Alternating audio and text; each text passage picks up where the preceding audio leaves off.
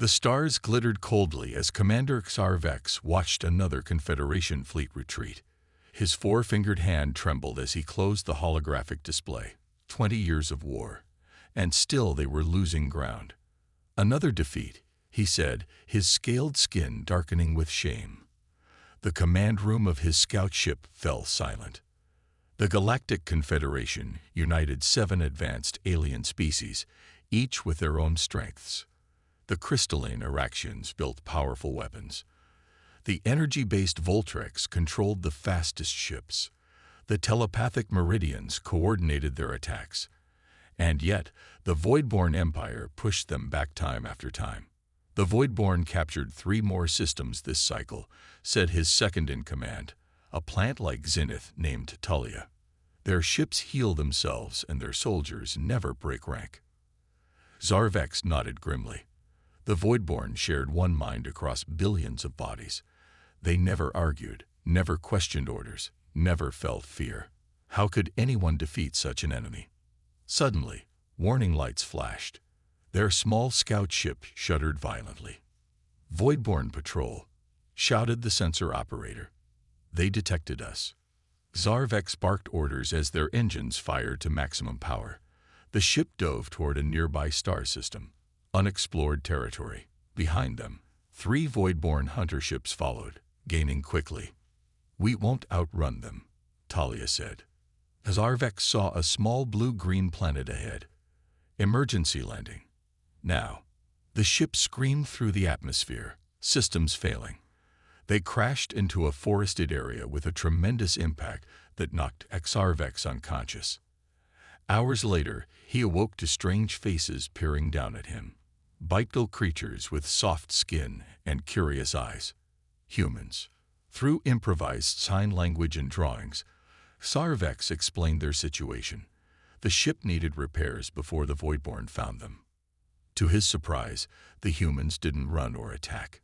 Instead, they brought more of their kind, engineers, scientists, and leaders. They studied the alien technology and began helping with repairs.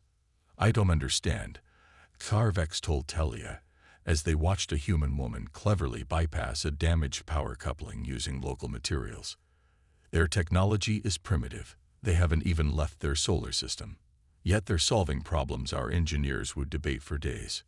Over the next week, Xarvex observed something remarkable about humans.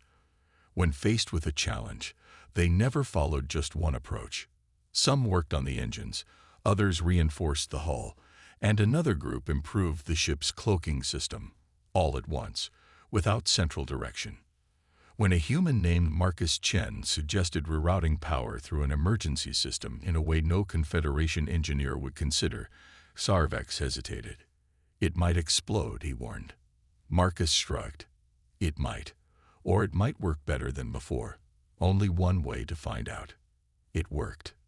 The day they prepared to leave, Earth's leaders met with Xarvex. They asked countless questions about the war and the Confederation. Looking at these strange creatures, adaptable, creative, and unbound by traditional thinking, Xarvex made a decision. "Our High Council meets in 3 cycles to discuss new strategies against the Voidborn," he said. "Would representatives of Earth join us? Perhaps you might see solutions where we cannot." The humans agreed eagerly, not knowing they were about to change the course of a galactic war. The transport ship glided into the massive space station that served as the Confederation's headquarters. Dr. Elena Rice pressed her face against the viewing window, her eyes wide with wonder. Beside her, engineer Marcus Chen checked his tablet one last time. "Remember," Elena said, "we're here to observe and learn, not to interfere." Marcus laughed. "Good luck with that. You've never just observed anything in your life." Elena smiled. At 62, she had retired from military strategy 5 years ago. Now Earth had called her back for the most important mission in human history. The ship docked with a gentle bump. When the doors opened, 7 different alien species waited to greet them. The human delegation of 5 people suddenly felt very small. A crystalline being stepped forward, light shimmering through its transparent body. "I am High Commander Xurax of the Araxians. Welcome to Central Command. Elena studied the aliens carefully. Besides the crystal-like Araxians, she saw the glowing energy forms of the Voltrex floating above the ground. The Meridians had blue skin and large eyes. The insect-like Corvani clicked their mandibles nervously. Gaseous Drell swirled in special containment suits. The rocky Tagan stood tall and proud. And the plant-based Zenith, including Commander Xarvex, who had brought them here, nodded respectfully. "Thank you for inviting us," Elena said. "We're honored to be here." The High Commander's voice sounded like tinkling glass. "The honor is ours. Though I must be honest, many doubt what your primitive species can contribute to our war effort." Xarvex stepped forward. "I've seen their potential, High Commander. They think differently." The aliens led the humans to their quarters. The station was enormous, housing millions of beings from all 7 Confederation species. Later that day, they were invited to observe a War Council meeting. In a vast chamber, holographic displays showed the movement of fleets across the galaxy. The Voidborn controlled nearly half of all known space, their territory creeping steadily toward the core Confederation worlds. Elena watched silently as the alien leaders argued about strategy. Each species proposed solutions based on their strengths. The Araxians wanted stronger weapons. The Voltrex suggested faster ships. The Meridians believed better coordination was key. After 3 hours, Marcus leaned over and whispered, "They're all fighting different wars." Elena nodded. The problem was clear to her now. The Confederation forces fought like 7 separate armies, each with their own tactics. The Voidborn, with their hive mind, moved as one perfect unit. When the Council took a short break, Elena studied the battle simulations more closely. Marcus joined her, pointing out technical details she had missed. "Is something wrong?" asked a soft voice. It was Ambassador Laurel, a zenith with flowing vine-like limbs. Elena hesitated, then asked, "May I run a simulation?" Laurel gestured toward the controls. Elena input new parameters, mixing the different species ships into integrated units instead of separate fleets. She changed their attack patterns to be less predictable. The simulation showed a small victory against the Voidborn. "Interesting," Laurel said, leaves rustling with excitement. "Most interesting." From across the room, High Commander Xerax watched with narrowed crystalline facets. "The humans play with our war like it's a game," he muttered to his aide. Little did he know, the game was about to change. Alarms blared throughout the station. Red lights flashed in every corridor. "Voidborn attack on Supply Depot Sigma 7, announced a calm voice over the speakers. "All defense units respond immediately." Elena and Marcus ran to the command center. The 7 alien leaders were already there, watching as the depot, just 2 hours away by faster-than-light travel, came under heavy attack. "We're sending standard response teams," said High Commander Xerax. 3 Araxian battleships, 2 Voltrex scout ships, and 1 Meridian command vessel. Elena studied the holographic display showing the depot. It orbited a small moon rich in rare minerals. The Voidborn had sent 15 attack ships in a typical formation. "They'll be destroyed," Elena said quietly to Marcus. Ambassador Laurel overheard her.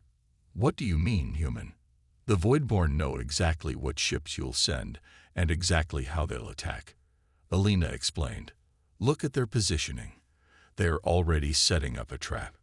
High Commander Xerax's crystalline body flashed with irritation. "This is not your concern." "Let them go," suggested Laurel. As observers. After heated argument, Elena and Marcus were allowed to join the response team, along with Xarvex, who volunteered to accompany them. They boarded a small, fast Voltrex ship and raced toward the depot. Through the view screen, they watched the battle unfold exactly as Elena had predicted. The Confederation ships arrived and formed their standard attack pattern. The Voidborn immediately split their forces, surrounding them. "We need to break formation," Elena told the Voltrex captain. "The Voidborn expect us to attack in a straight line." The captain, a being of pure energy named Krell, flickered nervously. Breaking formation goes against protocol. Then we'll lose, Marcus said bluntly. Zarvex stepped forward. Listen to them, please. Reluctantly, Captain Krell allowed Alina to suggest a new approach. Under her direction, the ship scattered in random patterns, confusing the Voidborn who had never seen such tactics from the Confederation. Meanwhile, Marcus worked with the ship's engineers to modify their weapons. If we reverse the polarity on your energy cannons and fire them all at once, he explained, we can create an electromagnetic pulse. The Voltrex engineers thought this was impossible, but Marcus showed them how to make the adjustments. When the modified weapons fired, a massive pulse washed over the battlefield. The Voidborn ships, connected through their neural network, suddenly lost coordination. Their perfect formation fell apart. Now, attack from all sides, Alina commanded. The Confederation ships, no longer following their predictable patterns, struck the confused Voidborn vessels from multiple directions. Within minutes, the battle had turned. The Voidborn retreated, leaving behind 5 destroyed ships, the largest single victory for the Confederation in months. As they returned to the station, word of their success spread quickly. Crowds gathered to see the humans who had changed the outcome of a battle. High Commander Zirax met them at the docking bay, his crystalline form glittering with mixed emotions. You disobeyed standard battle protocols, he said stiffly, but you saved the depot and many lives. Alina met his gaze steadily. The Voidborn know all your protocols. To win this war, you need to become unpredictable. The High Commander was silent for a long moment. Finally, he said, perhaps we could use your advice on a limited basis. It wasn't much, but it was a start. No, no, no. Mix them up, Alina shouted, her voice echoing in the large training hall. Before her stood 30 soldiers, a mix of all 7 Confederation species. They looked at her in confusion. Araxians stopped standing only with other Araxians. Meridians split up. Tegan, I need you scattered throughout the formation. For 3 weeks now, Alina had been training this experimental squadron. Breaking a tradition thousands of years old wasn't easy. The Confederation always organized its military by species, Araxian units, Voltrex units, and so on. But we fight better with our own kind, protested a rocky Tegan soldier. The Voidborn expect that, Alina had explained patiently. They know exactly how each species fights, but when you mix together, combining your different abilities, you become unpredictable. Slowly, the soldiers rearranged themselves.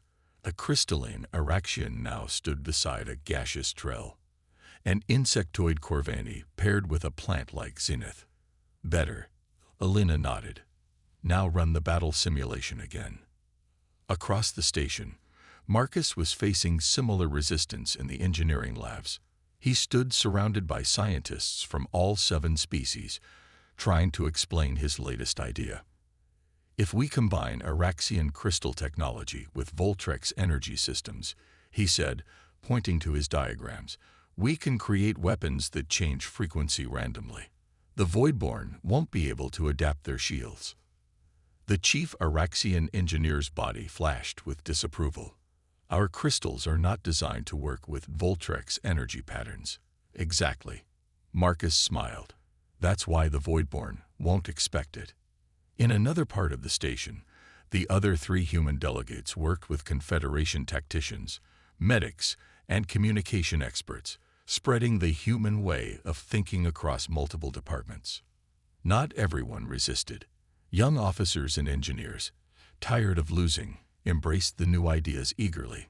Ambassador Laurel became their strongest supporter among the leadership, arguing passionately for more human involvement. Their methods seemed chaotic, Laurel told the High Council, but look at the results. The results were indeed impressive. Alina's mixed-species squadron was outperforming traditional units in every simulation. Marcus's hybrid technology showed promise in early tests. After 1 month, the first real mission using the human method was approved.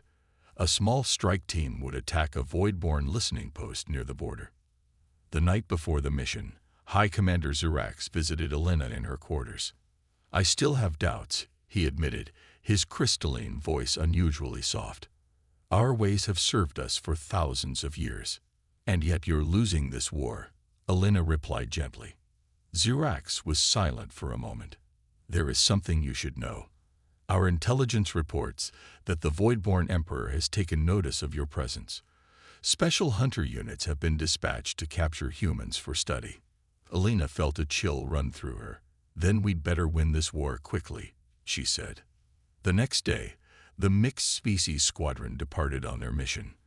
Elena watched them go, pride mixing with anxiety. On the other side of the galaxy, in the dark heart of Voidborn territory, the Emperor floated in its nutrient bath. Through its vast network of mines, it sensed a new variable in the conflict. Something unpredictable. Something dangerous. Find the humans, it commanded its billions of servants. Learn their secrets. The game was changing for both sides. 3 months had passed since the humans arrived. The Confederation war room buzzed with unusual energy as officers gathered around the central holographic display. Today would be different. Today, they would attack, not defend. Elena stood beside Ambassador Laurel, reviewing the battle plan one final time. Marcus nervously adjusted his glasses, his eyes fixed on the technical readouts of their new weapons. "Operation Wildcard is ready to launch," announced High Commander Zirax. Despite his initial skepticism, he had gradually accepted that the human approach might be their only hope.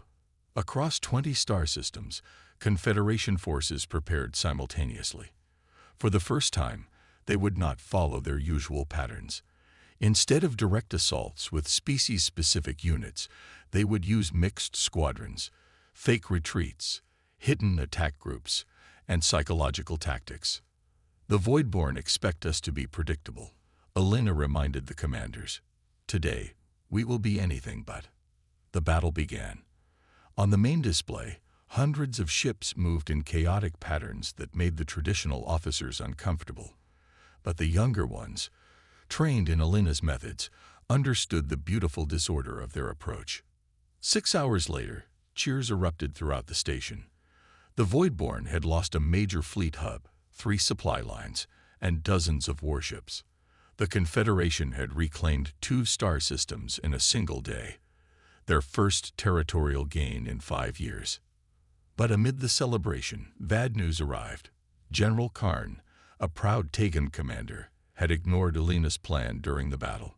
He returned to traditional tactics, leading a direct assault that resulted in heavy losses.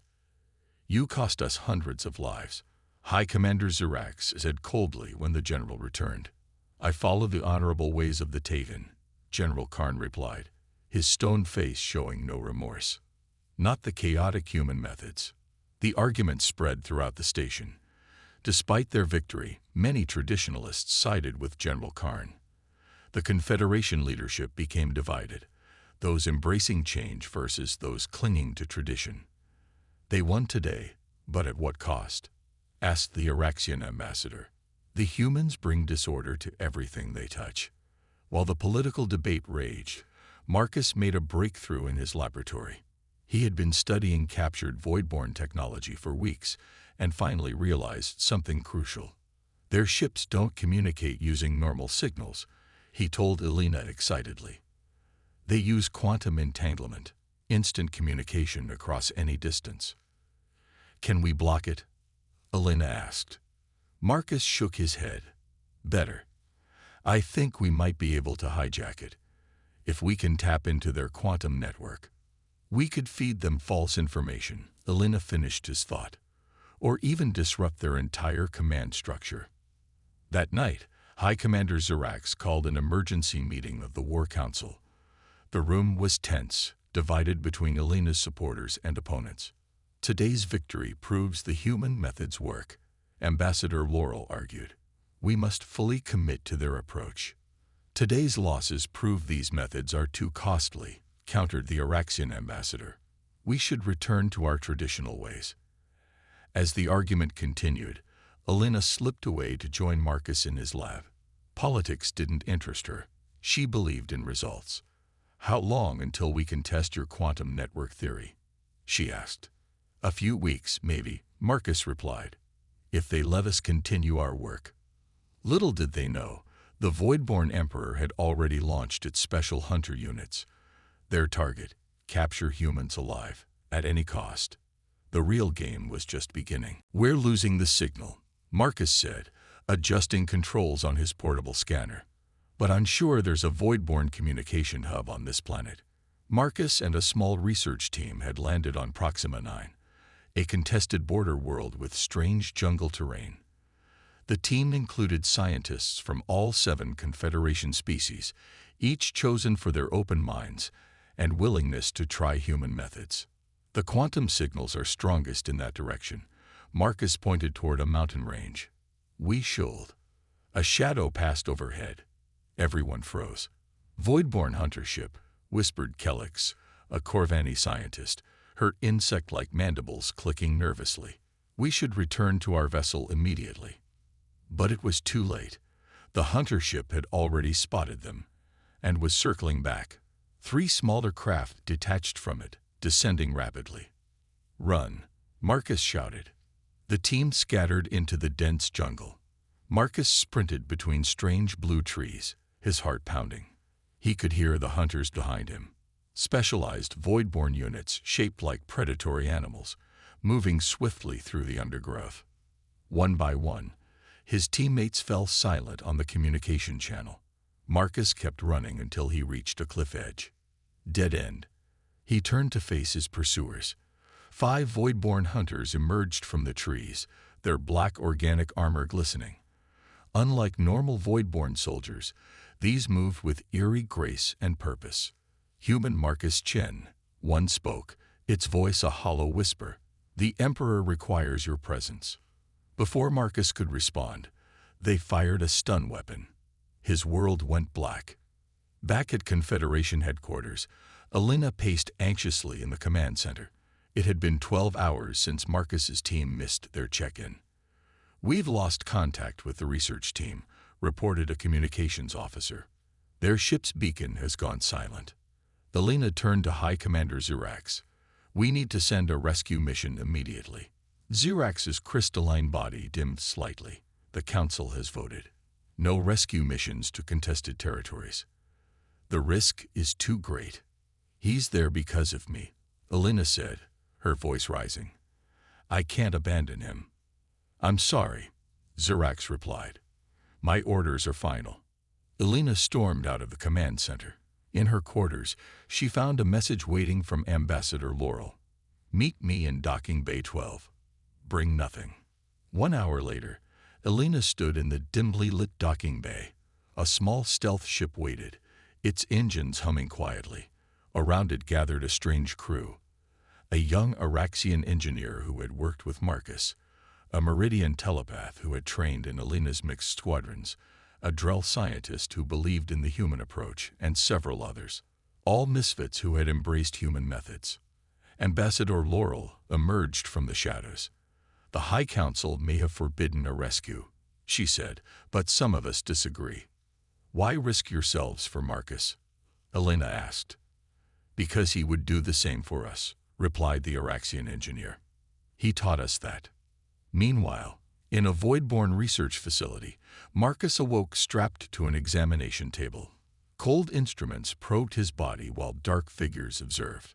"Fascinating," said the lead examiner. "Their biology is simple, yet their minds create such complex patterns." Through waves of pain, Marcus noticed something strange. The facility's computers were connected to the main Voidborn network, the very system he had been studying. Despite his suffering, he smiled.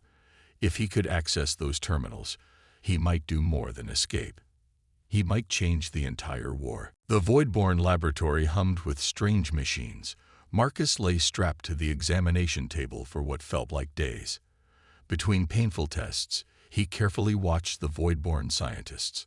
Something was odd about them. Some moved with perfect coordination, like parts of a single mind. But others seemed different. They hesitated, They watched the others. Sometimes they even made small mistakes.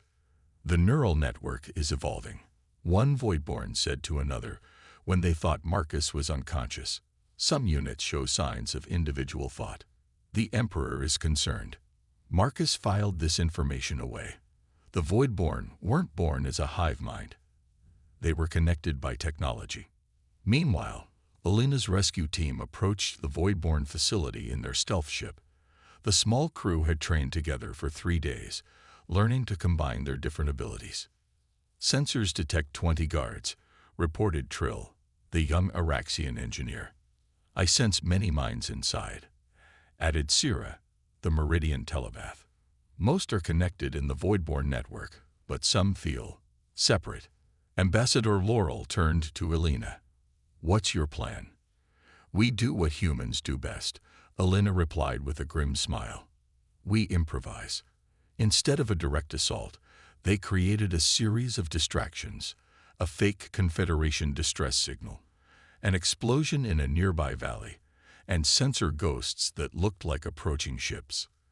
As planned, most guards left to investigate. Alina led a small team into the facility through a maintenance tunnel. Using Sira's telepathy and Trill's technical skills, they avoided patrols and located the cell blocks. They found Marcus in a laboratory, barely conscious but alive.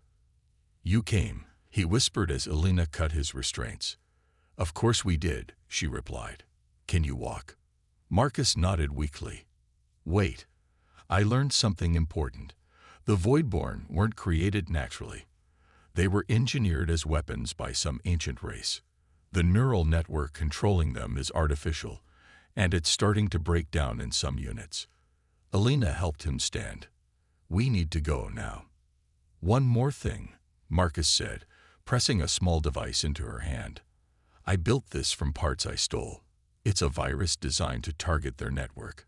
Not to destroy it, but to introduce random variables, to make them think as individuals. As they escaped, Alina planted the device on a main computer terminal. It would slowly spread through the Voidborn network, introducing chaos into their perfect order. Across the galaxy, the Voidborn Emperor sensed a disturbance in its vast network, small at first, then growing. Units questioning orders, developing preferences, even arguing among themselves. Eliminate all affected units, the Emperor commanded. But it was too late. The virus spread faster than infected units could be destroyed. Meanwhile, the Confederation remained divided. Alina's unauthorized rescue mission had succeeded, but created more political turmoil. You disobeyed direct orders, High Commander Zirax told her when they returned. Some call for your punishment. Others view you as heroes. The news of the Voidborn's artificial nature shocked everyone. If the Voidborn had been created as weapons, perhaps they could be freed rather than destroyed. The war is changing, Ambassador Laurel announced to the High Council. We need a new approach. Alina stepped forward with a radical proposal. Reorganize the entire Confederation military by ability rather than species. No more Araxian-only or Voltrex-only units. Let everyone serve where they perform best, regardless of their biology. The chamber erupted in outrage. Such a change would overturn thousands of years of tradition. But change was already happening, whether they liked it or not. They've been arguing for 3 days, Marcus said, rubbing his tired eyes. He had recovered from his captivity, but the memory of Voidborn experiments still haunted his dreams. Alina nodded. The Confederation High Council remained locked in endless debate. Half wanted to embrace the human methods completely. The other half feared losing their ancient traditions. We don't have time for this, Alina said. The Voidborn are changing too. My virus is spreading through their network, but the Emperor is fighting back. Ambassador Laurel entered the room, her plant-like limbs drooping with exhaustion. Still no decision. The Araxians, Voltrex, and Meridians refuse to change. The Corvani and Drell support your plan. The Zenith, my people, stand with you as well. The Tagon remain divided. A perfect deadlock, Marcus sighed. Alina stood suddenly, her eyes bright with a dangerous idea. Then we act without their permission. What do you mean? Laurel asked. The virus is creating individualized Voidborn, right? Ones who can think for themselves instead of just following the Emperor's commands. Marcus nodded slowly. Yes, but... Then let's contact them directly, Alina said. Offer them a choice. The plan was audacious, perhaps insane. Using the Confederation's long-range communication systems, they would broadcast a message to all Voidborn space. They would offer sanctuary to any Voidborn who wished to defect, to live as individuals rather than parts of the hive. When word of the plan leaked, traditional leaders were horrified. "This is madness," shouted the Araxian ambassador. "You would invite our enemies into our homes." But Alina's supporters had already begun preparations. Without official approval, they took control of the main communication array. "This is our chance to end the war without destroying an entire species," Alina told those who joined her. "The Voidborn aren't evil. They're slaves to their programming." The broadcast went out across thousands of star systems. Alina's face appeared on every Voidborn view screen as she delivered her message. "To all Voidborn who can hear me with their own thoughts, you were created as weapons, but you can choose to be more. The Confederation offers sanctuary to any who wish to live as individuals. You are not just parts of the Emperor's network. You can be yourselves." For 12 hours, there was no response. The Confederation ships prepared for a massive Voidborn counterattack. Then, silence. Thousands of Voidborn ships simply stopped moving. Their communications went quiet. "What's happening?" High Commander Zirax demanded, his crystalline body flashing with anxiety. "I believe they're thinking," Marcus replied. "For the first time, they're making the choice." On the third day after the broadcast, a small group of Voidborn ships approached the Confederation border. They flew without the perfect formation typical of Voidborn vessels. Their communication signal was different too, not the usual hive mind patterns. "We accept your offer," came a strange voice from the lead ship. "I am Nexus, once part of the Emperor's network, now myself." The Voidborn defector brought invaluable intelligence, the location of the Emperor's central neural node, the heart of the entire Voidborn collective. "It's hidden deep within our homeworld," Nexus explained. "Destroy it, and all Voidborn could be freed." Hope and fear rippled through the Confederation. A chance to end the war, but only by trusting their former enemies. The greatest gamble in the history of the galaxy had begun. The massive Confederation fleet moved through space toward the Voidborn homeworld. Over 3,000 ships of all shapes and sizes, the largest force they had ever assembled. For the first time, ships from all 7 species flew in mixed formations, using the unpredictable patterns Alina had designed. On the command ship, Alina studied the battle plans one final time. Beside her stood Marcus, Ambassador Laurel, and Nexus the Voidborn defector. "The Emperor knows we are coming," Nexus warned, his dark form rippling with anxiety. "It will use every resource to defend itself." "That's counting on," Alina replied. "The main attack is just a distraction." While the fleet engaged the Voidborn defenses, a small infiltration team would land on the planet's surface. Their mission: reach the Emperor's neural node hidden deep underground and deploy Marcus's newest invention, a quantum communication disruptor that could sever the Emperor's control without killing the Voidborn population. "Who will lead this team?" High Commander Zirax asked. The crystalline leader had finally accepted the human methods after seeing the growing success against the Voidborn. "I will," Alina said firmly. "As will I," added Marcus. "I must go too," Nexus said. "Only I can guide you through the neural chambers." The night before the attack, Alina couldn't sleep. She walked the quiet corridors of the ship, thinking about how far they had come. From observers to advisors to leaders of the most important mission in Confederation history. "Troubled thoughts?"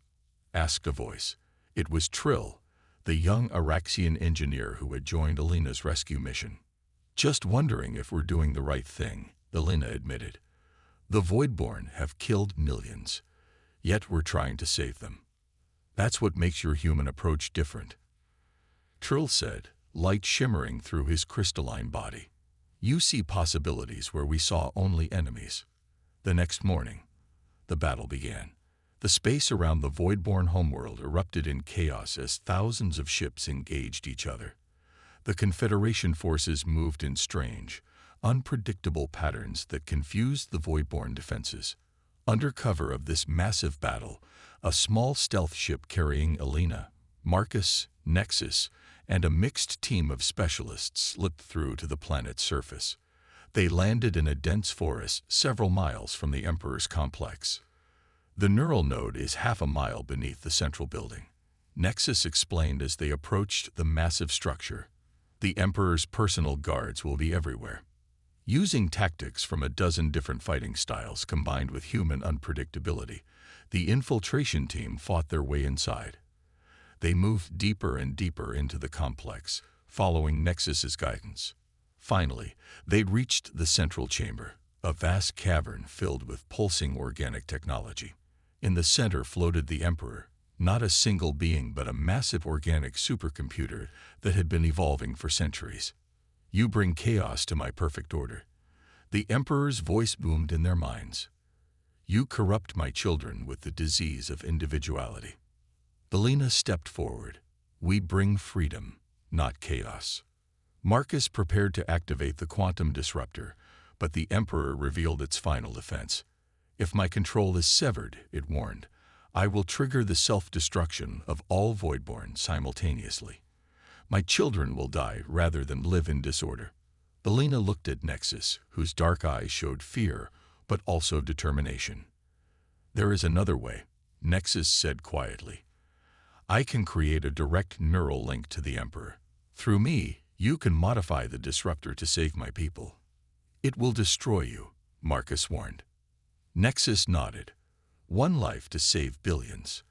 Is that not the most individual choice I could make? No, Elena shouted, but Nexus had already made his decision. The former Voidborn stepped toward the massive neural node at the center of the chamber. Tendrils of dark energy reached out from the Emperor, trying to reconnect Nexus to the hive mind. Marcus, Nexus said calmly, modify the disruptor. I will give you access through my connection. Marcus worked frantically, adjusting settings on the quantum disruptor as Nexus created a bridge between himself and the Emperor. The tendrils wrapped around Nexus, pulling him closer to the pulsating organic supercomputer. Hurry, Nexus whispered, his individual consciousness already beginning to fade. With trembling hands, Marcus activated the modified device. A wave of quantum energy spread outward, rippling through the neural network. The Emperor screamed, a terrible sound that echoed both in the air and in their minds. The chamber shook violently. Elena pulled Marcus back as sections of the ceiling collapsed. We need to leave, she shouted over the noise. But Nexus, Marcus began, is gone, Elena said sadly. The infiltration team fought their way back to the surface as the Emperor's complex crumbled around them. They reached their ship just as the ground split open behind them. Above the planet, the space battle had taken a strange turn. Voidborn ships had stopped attacking. Many drifted aimlessly. Others moved in erratic patterns, as if their pilots were suddenly learning to fly independently. It worked, Marcus whispered as their ship rejoined the Confederation fleet. The Emperor's control is broken. In the following days, the true impact of their victory became clear. Without the Emperor's control, the Voidborn were not destroyed. Instead, billions of individuals were suddenly free to make their own choices for the first time. Some reacted with confusion or fear. Others, influenced by the virus Marcus had created months earlier, embraced their newfound individuality. Civil war threatened briefly, but Voidborn, who had already experienced freedom, helped guide the others. 3 months later, Elena stood in the great council chamber of the Confederation. The room was more crowded than ever before, with representatives from all 7 original species, plus an 8th, the free Voidborn. High Commander Zirax addressed the assembly.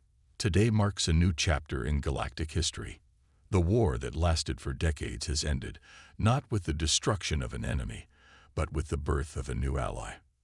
Alina was appointed to a newly created position, Strategic Innovation Director. Her job would be to ensure the Confederation never again became rigid or predictable. Marcus led a joint research team, combining scientists from all 8 species. They studied the Emperor's remains and made a disturbing discovery. Signals that suggested the ancient race who created the Voidborn still existed somewhere in the darkness between galaxies. They might return someday, Marcus told Alina as they watched stars from the observation deck. And when they do, Alina replied, they'll find something they never expected. All 8 species working together, combining their strengths in ways they could never predict. A free Voidborn representative named Lyra joined them, her dark form now decorated with patterns that expressed her individual identity. What the creators failed to understand, Lyra said, is that true strength comes not from perfect order, but from the beautiful chaos of free will. As the 3 stood watching the stars, the future stretched before them, uncertain, unpredictable, and full of possibilities, just the way humans liked it.